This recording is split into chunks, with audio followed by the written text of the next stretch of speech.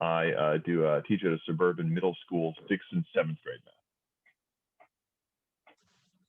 math. And my name's John. I teach grade 5, 6 at a school in Winnipeg, Manitoba. This is my 6th year teaching. I went back later in life to do this. My first 2 years were phys ed. Then I taught the STEAM program in our division for 3 years. So now I've been in my classroom for 3 years and I still have absolutely no idea how to actually teach math. So I'm still going. So anything that you hear from me tonight is probably going to be wrong, but we'll go with it. And yeah, enjoying every minute of it. So we'll see where we go from here.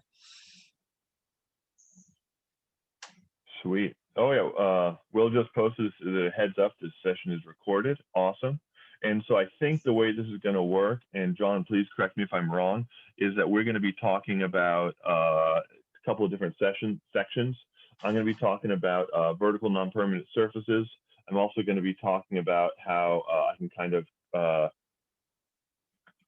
create randomized groups with a focus on the appearance of randomized groups, so the teacher still has ultimate control, which is good from, I don't know, opinion.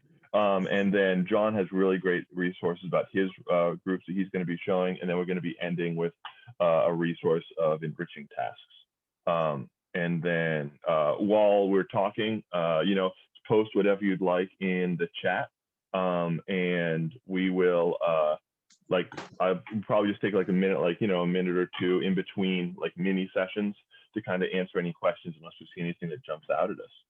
Does that sound about right, John? Yeah, that's good. I'm just going to go through what I'm doing, and then mine's going to be with more of a focus on how you could do this remotely versus in class. And then I have one thinking problem that we could do at the end, and to show you how to get it all set up. So. Sounds awesome. Okay, cool. Let's do this. So I'm going to start with vertical non-permanent surfaces. So we love them. They're great. I want to show you a picture of my classroom when I decided that I was going to do vertical non-permanent surfaces. So please bear with me. I'm 50-50 hybrid. So I see I'm in school all the time, but I see half my kids one day and half my kids another day. So I'm not as well versed at Zoom as people who get to do this all the time. Okay, so if I do that and then press that, I can share it. Awesome. Can you see my PowerPoint screen? Yes? Oh my gosh, awesome. Okay, so pretty much this is what my classroom looks like. It looks like now, but essentially this is like the layout. I wanted to implement vertical non-permanent surfaces, but I had no flat walls to put stuff on, which was very troubling. And I really hate using my own money for my classroom. I mean, I'll of course do it, but if I could get away with it, I wouldn't. But anyway, so what I did was, instead of I didn't have any walls to put stuff on. And so what I did was I found a way for about, I don't know, like 20 bucks a pop, making like marker boards. So here we go. So here's what my class looked like last year, if you can see that. So what we did was, it's going to break down kind of how that worked, how much it cost, and where I got the money for it. So I did the 3-person grouping. I have Sarah Vanderwerf's numbers above each group, so they kind of know where to go.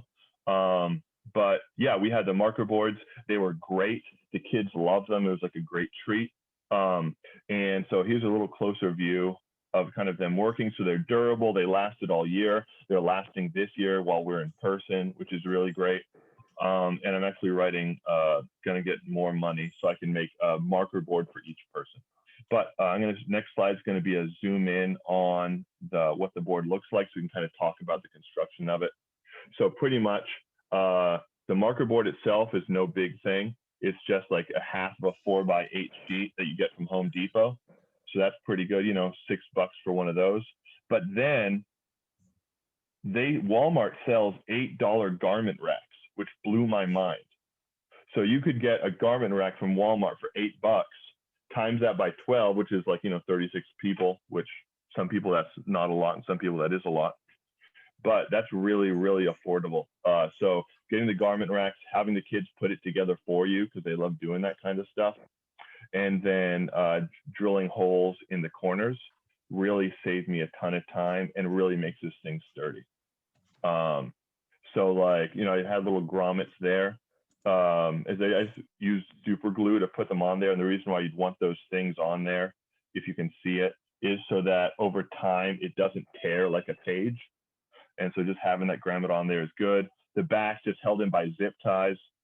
Don't use that fancy color zip ties because they're crap and they break. Use like the heavy duty outdoor ones. They're the most useful. If I could do it over again, I'd put a zip tie closer to the bottom because it kind of billows like this when they're writing a little bit. So I'd put a pair of zip ties at the bottom. And one more thing about that is that when you drill a hole, drill it from the outside in. That's just a handy tip, because if you notice on this part, if you can even see that, it breaks through and kind of destroys that side. So drill from the outside in. So drill into the nice side to kind of preserve that really sweet look. But yeah, so it turns out that when schools are kind of closed, all the people that usually give schools money have nobody to give money to. So like our school PTO had money from a fundraiser at the beginning of the year, and then nobody asked for it because we were closing our schools. So I wrote a grant for it. So I was able to get 14 marker boards that I made myself for about $200, which is a super good deal considering that a normal mobile whiteboard is about $100 a piece. So what I'm sharing is, if anyone's interested, I'm going to include this. I have my grant proposal with like how I broke down each of the costs. And so there's a QR code for that if you want like a PDF of the grant proposal. So then you can kind of steal it. And then I already sent this presentation to Will, and so he can post it on his. So bottom line, we all know that vertical non-permanent surfaces are like the way to go in the bomb.com, but they're cheaper to build than you'd actually think.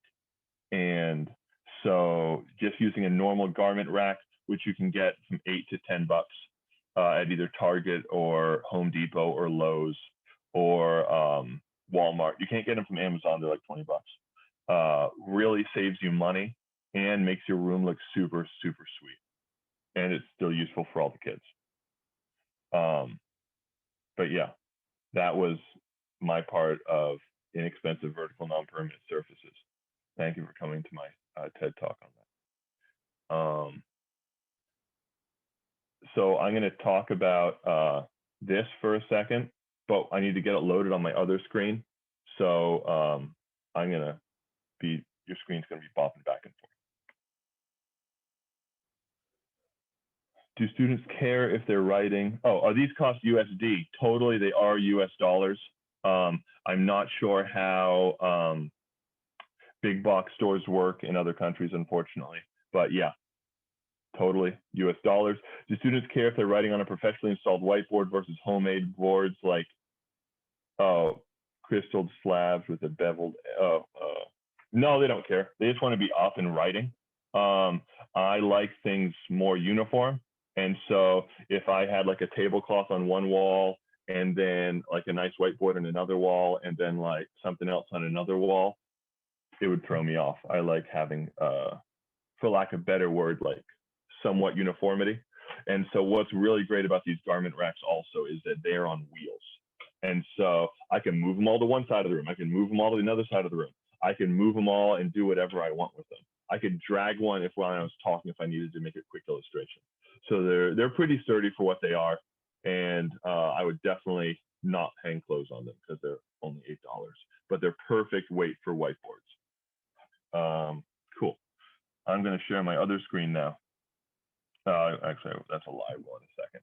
So visibly random grouping. Awesome. Last year, I jumped into that with both feet. I glued cards on kids' desks, and then I had another playing card that I handed out to them. Same rack from Walmart in Canadian. Okay. Sweet.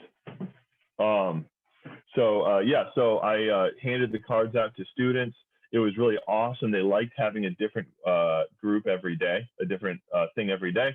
The only problem is that after about a couple of weeks, they realized that they'd rather sit with their friends. And so they would exchange cards on their way to their desks. And so at first I was like, let me see your card. And they'd be like, oh, you got me. I'll go back to my desk. But then they actually exchanged the cards, and it wasn't the best.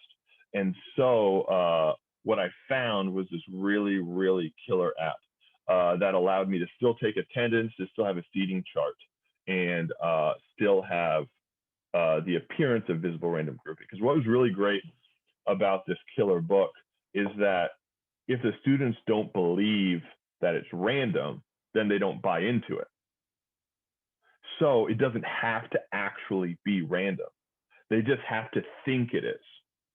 And so this app lets them think that it is. Okay, cool. So let me share it with you. Yeah, I can't ship from the Walmart doesn't even allow me to ship. Any place that doesn't allow me to ship, I have to like physically drive there in my car and pick them up, which stinks. But let's see here. Okay, I'm going to share this screen. I want to share my screen. Start now. Yes, display over the apps.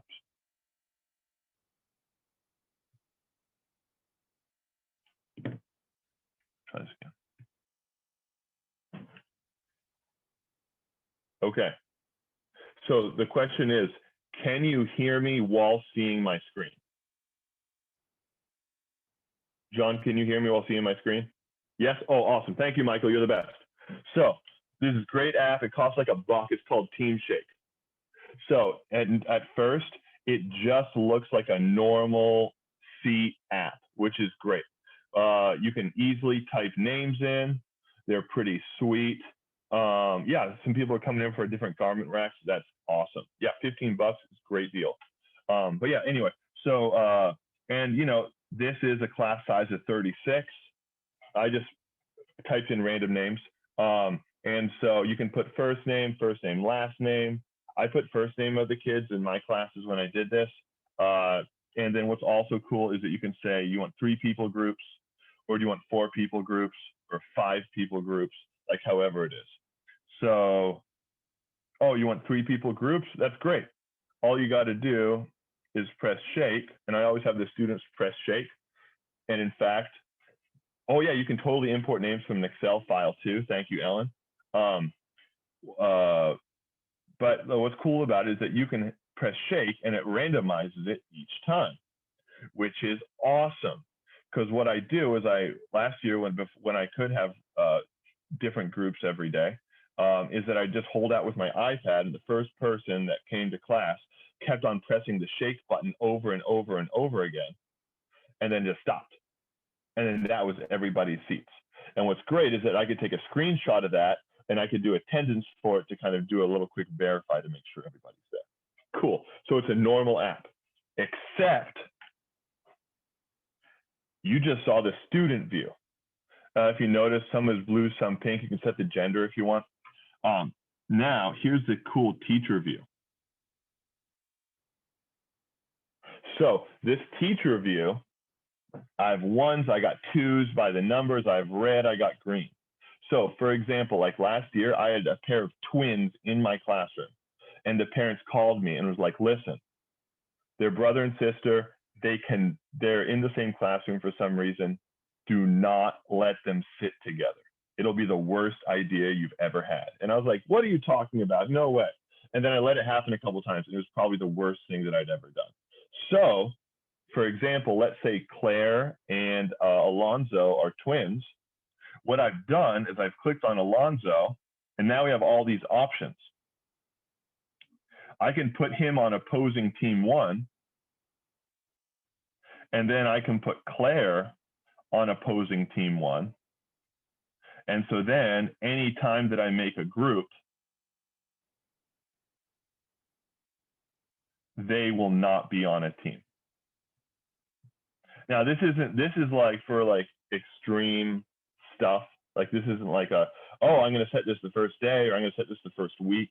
This is what I found that after like a couple months of doing randomized grouping, like I've tried everything, and everybody has a better day when these two kids are working with other people. Or if I notice that these two people kind of butt heads a lot, maybe for now we'll separate them in groups and then bring them back later. So there's that. Another side, the green ones, is let's say these two students need to be together and you just want them together for a couple of days. Then you can totally put them on the same sub team, so they would always be together. They catch on to that really quick, so I wouldn't actually use that except for like once or twice, but it helps out. And then you can always disable or enable the opposing or the sub teams. So this was like invaluable to me when I was making the groups, because the kids loved pressing the button. They loved being in different groups. And I don't know, it was just really, really successful. What's really also cool is that you can change the name of the teams, and you can have more people in the first team than in the last team, for example. So you can call them groups, you can have different Hogwarts houses, like whatever it is that you want. It's a really, really versatile and amazing program. And the developers I've reached out to a couple of times, they're pretty sweet. So yeah. Let's see here. Yeah, it's cool, nothing there. So yeah, that was what I wanted to kind of share with you. Those are my two things. Just ways that I've been able to make whiteboards work for me, and ways I've been able to make visual randomized grouping work for me. So I'm going to stop sharing that. Is this just an Apple app? No, it's I was using this on my Android phone. If you use it on an Android, it's like on my phone, it's like $1. If you use that on your on your iPad, it's like $2. Best $1 or $2 I've ever spent in my life. Okay, cool. No questions. So John, I'm going to mute myself and you can take it away, buddy. All right.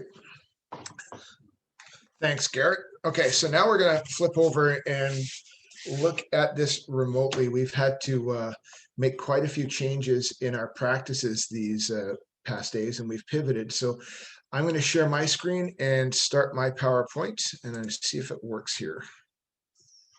Let's see if that works. Okay, can you guys see my screen? Okay, excellent. Okay. So what the heck just happened to us? We've gone through so many different changes. I love The Martian. The Martian is one of my favorite movies. So hopefully you guys can hear the sound in this, but this particular scene kind of resonated with me with the situation that we've gone through. Just give me a thumbs up if you can hear.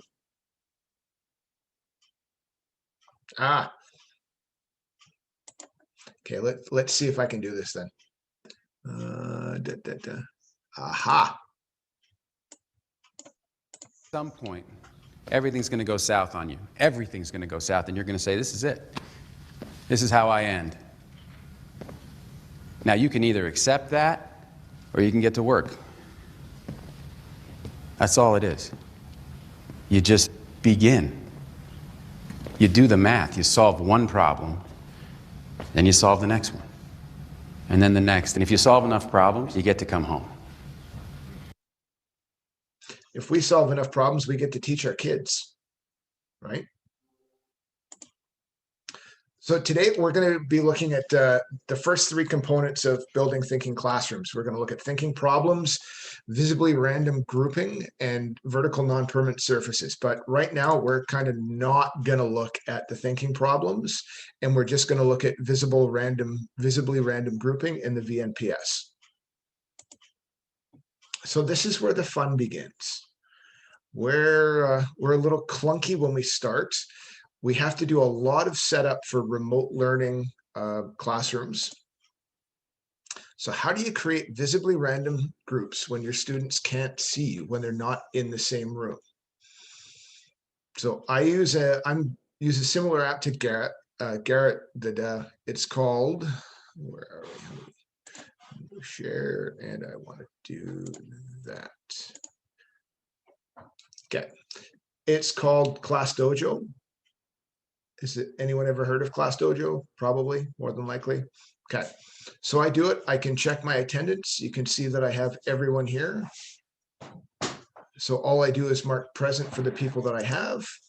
And then I can go into my toolkit and I can go into Group Maker. And now I've got my 3 groups. So I'm going to make note of these because these are going to be our groups during during our demonstration of the thinking problem. So give me 2 seconds here to write the names down. Remember your group. So Mike, Sarah, and Gail are going to be in group 1. Ellen, Steve A, and Michael R are going to be group 2. And Megan, Stephanie, and Jen are in group 3. Okay. So you guys have all just seen me randomly make a group. The students know that I've randomly made a group. Okay. Got to check my chat here. Random list. Okay.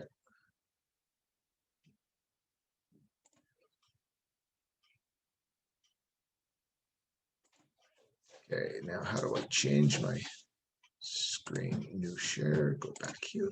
I talk to myself a lot when I do stuff. Okay. So we use Class Dojo just to do the randomization. So with setting up Class Dojo, before you begin any of this, you want to make sure that you create your class, add your students, use the attendance tool, use the toolkit. Now, when you can see the groups that we have over here,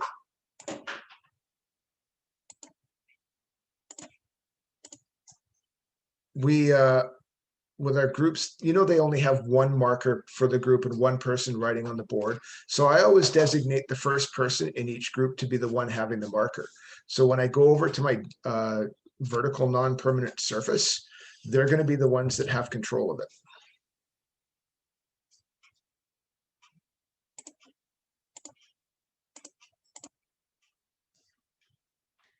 Okay. So this is where the tricky part comes.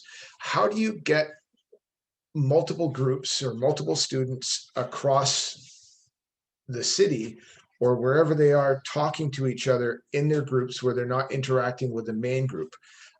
I know Zoom has the capability of doing breakout rooms, but unfortunately we're not allowed to use Zoom in our division. So we use Google Meet. And Google Meet for the free enterprise edition of Google doesn't have breakout rooms. So I'm going to actually have to go in and create different meetings. So give me a couple seconds for that, and I'll show you what I'm doing here.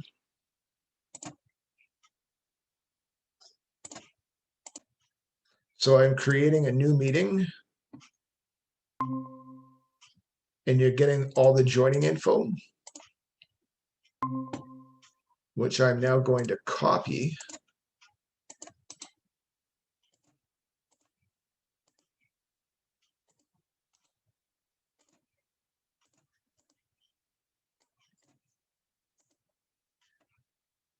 Told you this gets a little clunky.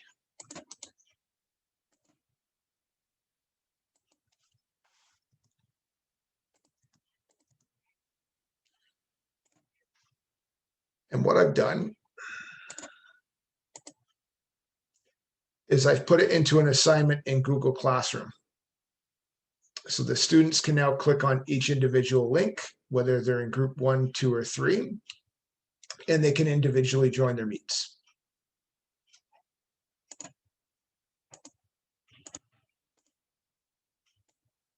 As I'm just working away here on my tech. So again, it takes a little while to get set up, but once you're set up, you can just continually do this every time you run a new problem.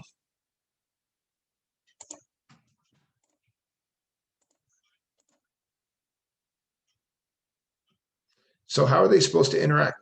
We don't have a whiteboard. We don't have a vertical non-permanent surface.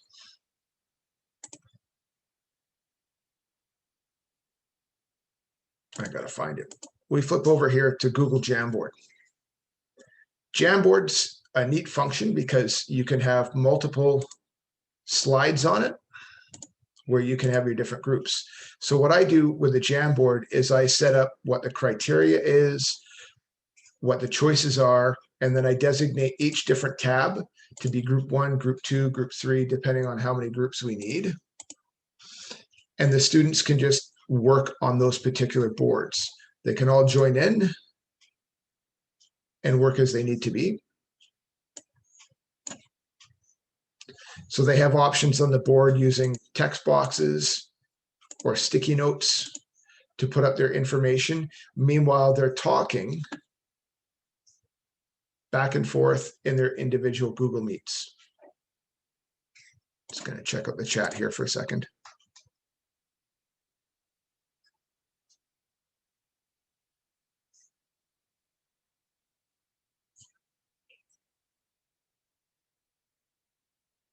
Okay.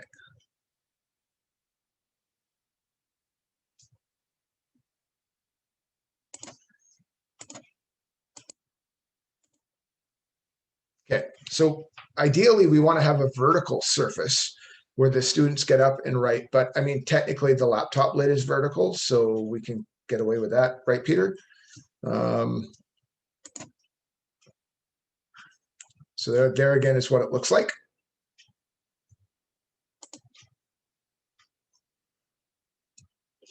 In here, you want to determine how many groups you're going to have, and that's how many frames that you will add.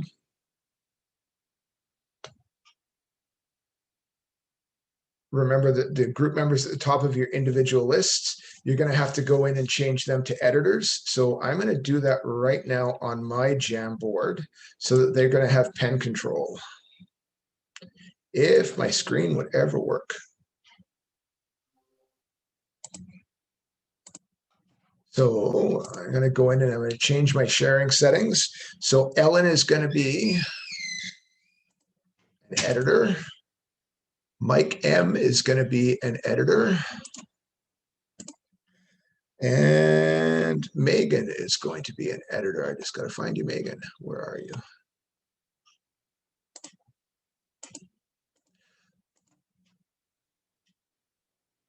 Okay. So in the Google chat, or sorry, in the Zoom chat, I'm going to put the different groups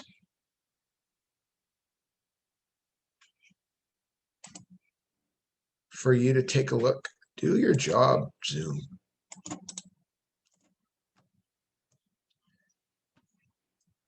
So if Mike, Sarah, and Gail want to join that Google Meet that I just put in,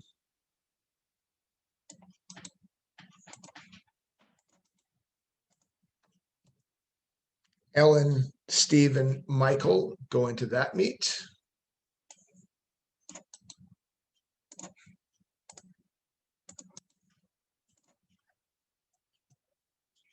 That's a little inappropriate short link on that one, but we'll go for it. And if you guys want to join that link, group 3 will be Megan, Stephen, and Jen. If you guys can click on them, do you guys all see them? Okay. Hey, John, Jen, can people you, are posting that they join with their school account. Oh, they can't join with their school accounts. Okay, well, we're kind of kiboshed on that one, but do they have a different account that they could use? Let's see. I can admit. We'll just try it out here.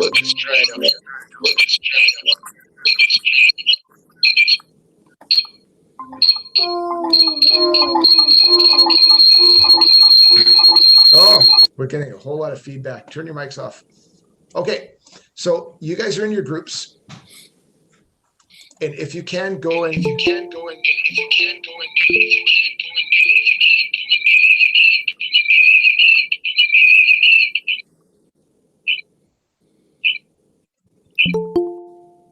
see, this is where it gets. Okay, can you guys all mute for a second? There. Okay. We'll go here. Okay, so we have Sarah, Gail, and Mike in the first group. We'll get you guys to see if you can manipulate the board, and talk back and forth via chat if it lets me change my screen sharing. Okay.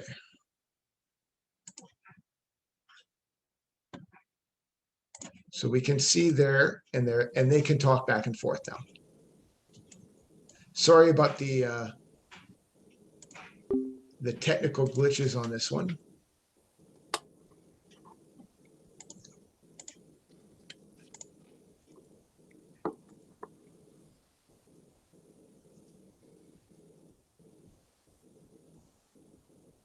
So Sarah, Mike, and Gail, you're in board 1.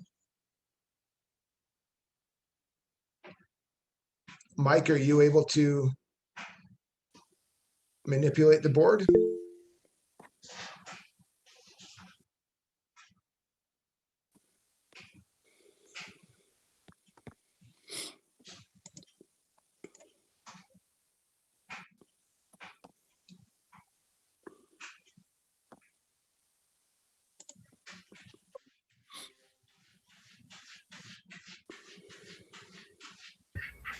No, I can't do anything with the board. No, I can't do anything with the board. No, I can't do anything.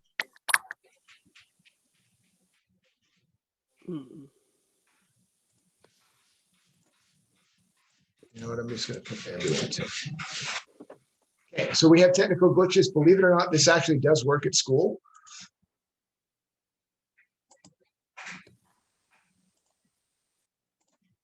Okay, I've changed everyone to editor. Now try it, Mike. Okay, so you can see them interacting. So here's our question. You are now going from Winnipeg to Ottawa, and you're moving to a new classroom.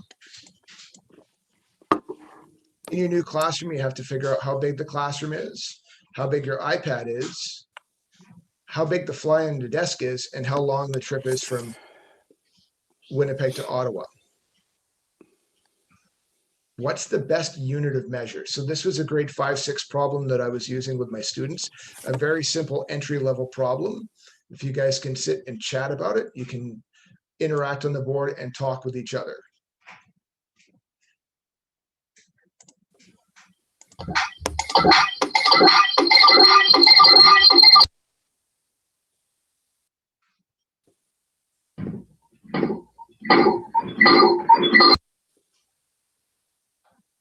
Not working? Okay. Okay, I'm going to hang up the call. Okay, so as frustrating as this is, it does actually work. And I think we got, what's really interesting in here is I have 2 Sarah D's in the classroom right now. So I have a Sarah Dolence and a Sarah Danick. So I shared it with the wrong one. But it does actually work.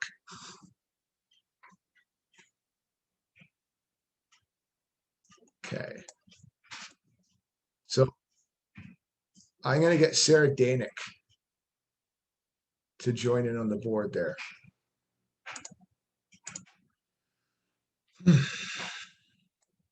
Frustrating.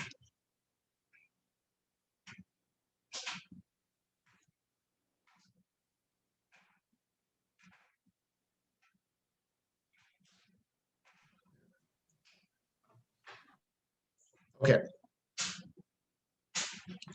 Are you able to give us just a brief description of what students would see and how this would help them interact as if this were a vertical surface for them? So in the Jamboard, they would be able to write on the Jamboard. They could put a sticky note up where they would put their thinking about kilometers being the best.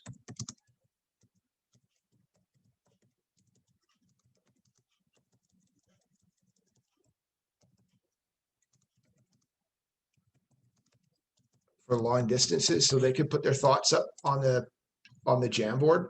I'm just going to share my screen again so you can see what's going on. So you can see they can put information up on the board. They can put text boxes and enter their thoughts here.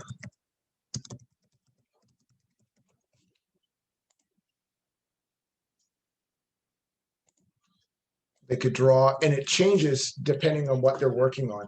So if they're working on like an addition or subtraction problem, they could put information up there. Does that make sense for everyone?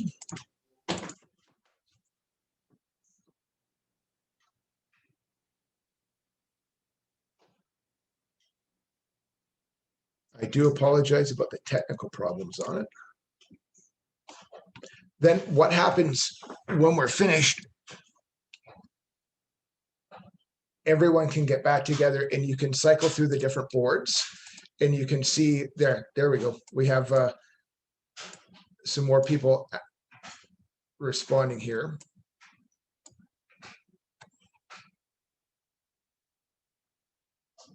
And they can explain their thinking.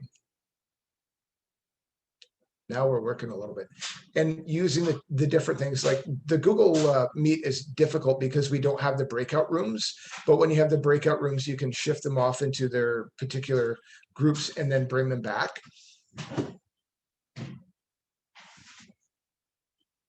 When we're finished, you can cycle through the different boards and you can ask members that aren't the participants of that particular board what the other people were thinking.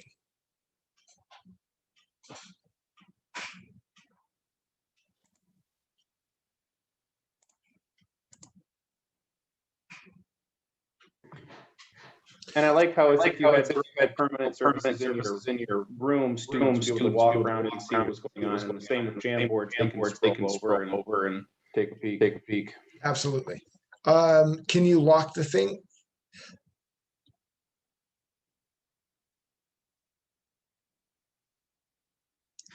Okay, so I'm just reading some questions here.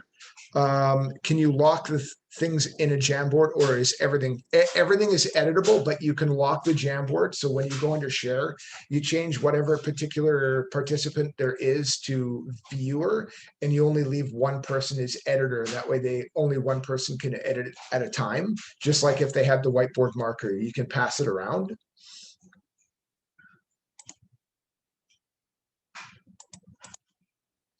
Can you make an image the background and that makes it locked? Yeah, so you can go in and you can set your background.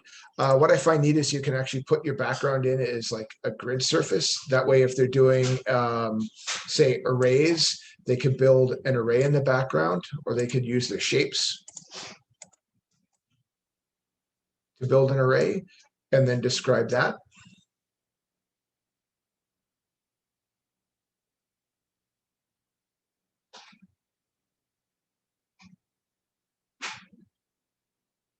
Right. So Steve says that his kids love the laser way too much. Okay.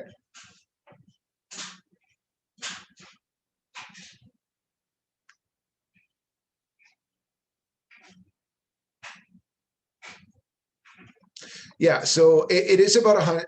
Peter's asking about how many people you can have on the Jamboard. And Google says you can have 100, but I mean, I only have 15 kids in my class and they're not all interacting. So we haven't really had any issues with it.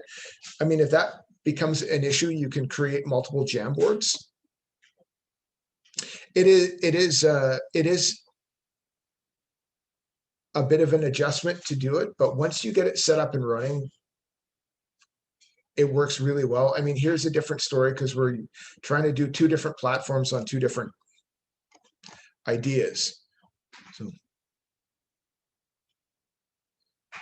yeah, so on that note, with the pre-teaching, a couple key takeaways from this are you have to have setup, and setup. So you got to make sure that you're completely set up as you're going in, and then trust your students. They find it fun to work with and fun to do. So just trust them. They won't. I haven't had any of my students go in and mess up anybody else's boards yet. The other thing that they can do is if they figure out how to flip frames, that's when they can start looking at the other work and you get that transfer or that mobility of knowledge happening where they can kind of steal everybody else's work.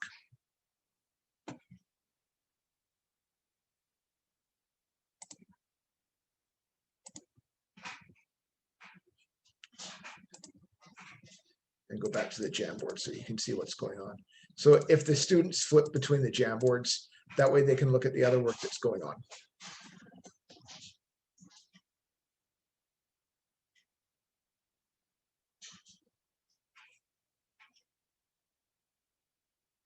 Okay. And that's where your consolidation can happen. So, all right, I think I'm going to leave it there, and I'm going to pass it back over to Garrett if there's no other questions.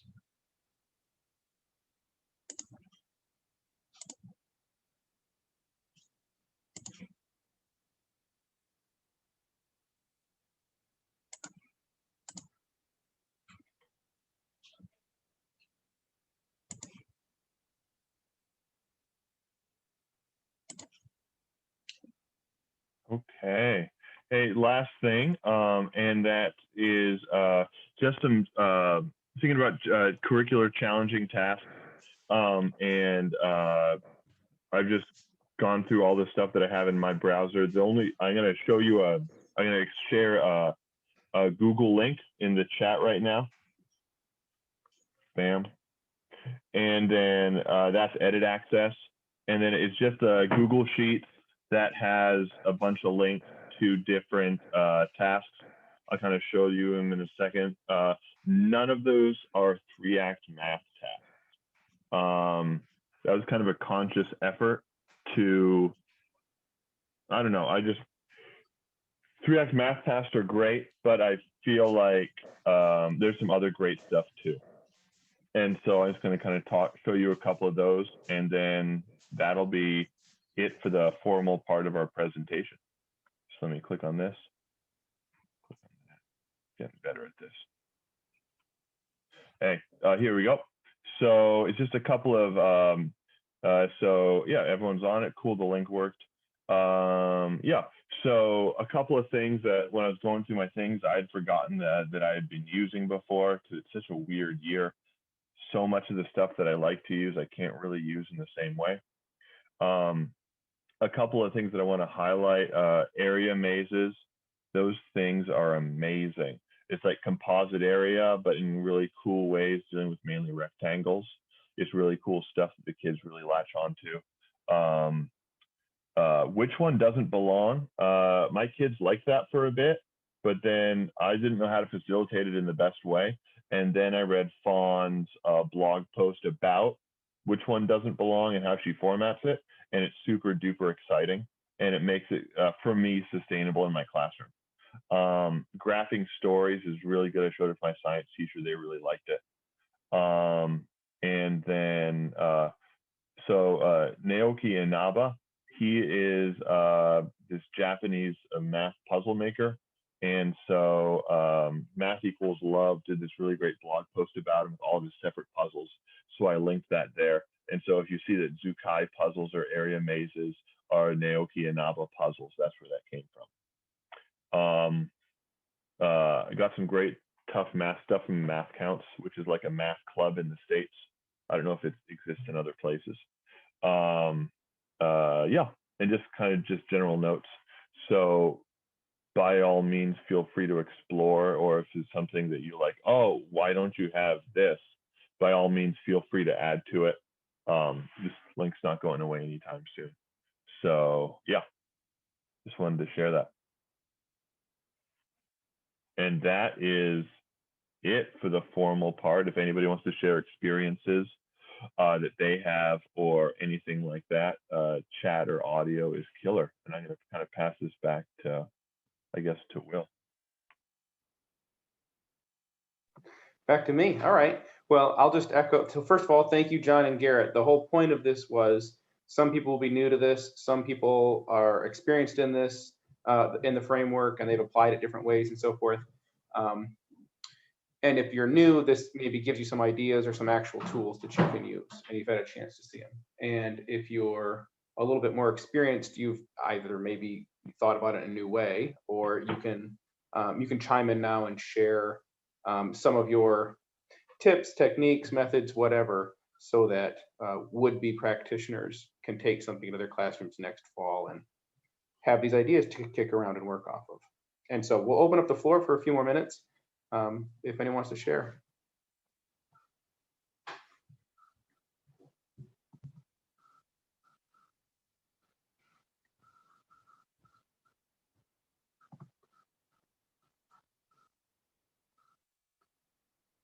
Well, going once, going twice. For my room, it was a lot simpler. I had a lot of poster space around my room, and I just went out to the Home Depot and bought some dry erase boards and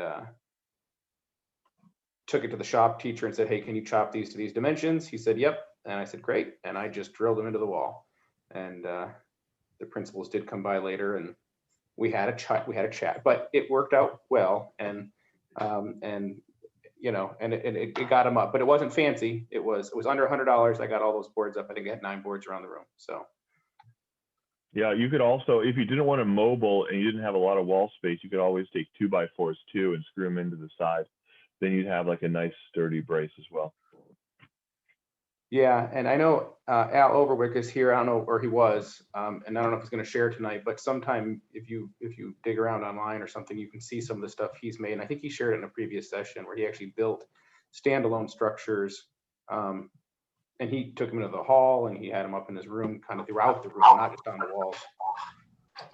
Yeah, I can totally share a picture of that if you want. I'd have to try to figure out how to do that. Share, here we go. Host disabled participant screen sharing.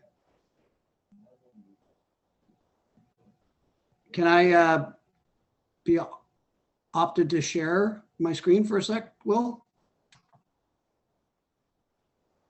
I set it so that you should be able to. Do you see it? Okay, yeah, sorry.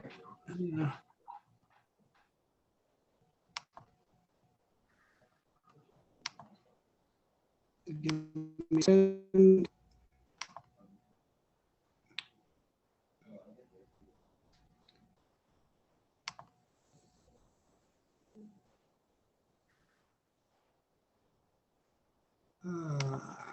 Maybe not. Hang on.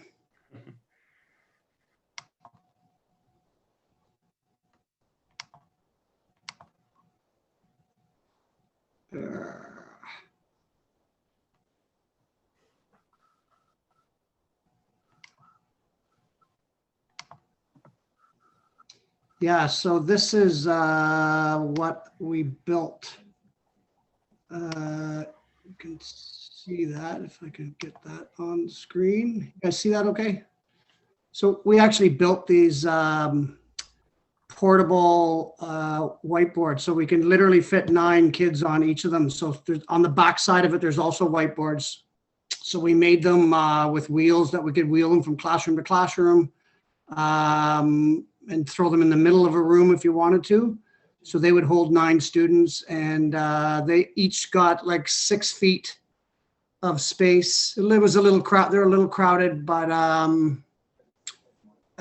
they fit in the elevator, fit through a door. So we kind of engineered them to work like that. So there you go.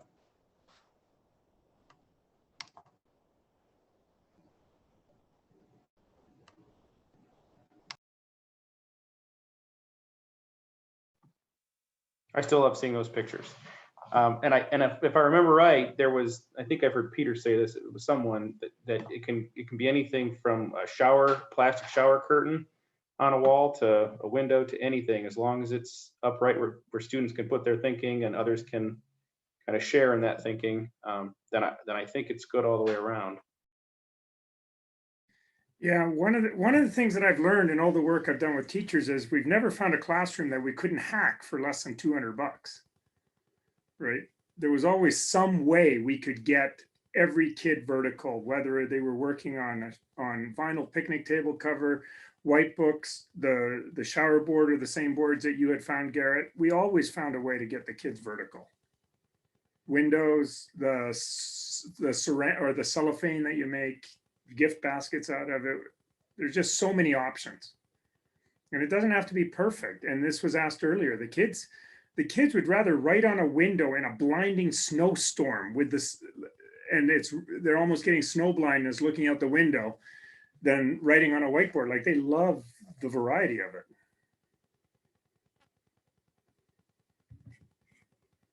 But Garrett gave a new hack there. I've never seen that one, so that's a really nice hack. And then I know that we're winding down, but I would just say for those of you who are newer, these almost seem like very simple and straightforward, but I don't think that it can be overstated, the power, especially something like the visibly randomized grouping can have. These are not just neat things. And I mean, this is, I'm speaking a little bit from my opinion here, but I know the research bears it out. There's a lot of power behind them that goes just behind, that goes beyond just randomizing them because they're used to being put in groups. They're, what you get when you onboard more than one item at a time is a culture, as opposed to a single technique. And so anyway, that's my 2 cents on why I like this first cycle. It's easy to get done, and you see a lot of gains. Yeah, could I say something about that too? I talk about this in the last chapter, but this was something that kept happening, that we kept seeing, was that when we made really small changes, if the kids didn't perceive the change as significant enough, they didn't know they were supposed to behave different. So then they didn't change their behavior. And if you walk into Garrett's classroom or John's classroom, like the kids know something's different, and then they behave different. And that was one of the things that emerged in the research towards the end, was that these first 3 practices going together aren't just things that build a culture, but they build a culture that is very different from what the kids are used to, which allows them to behave different, needs them to behave different.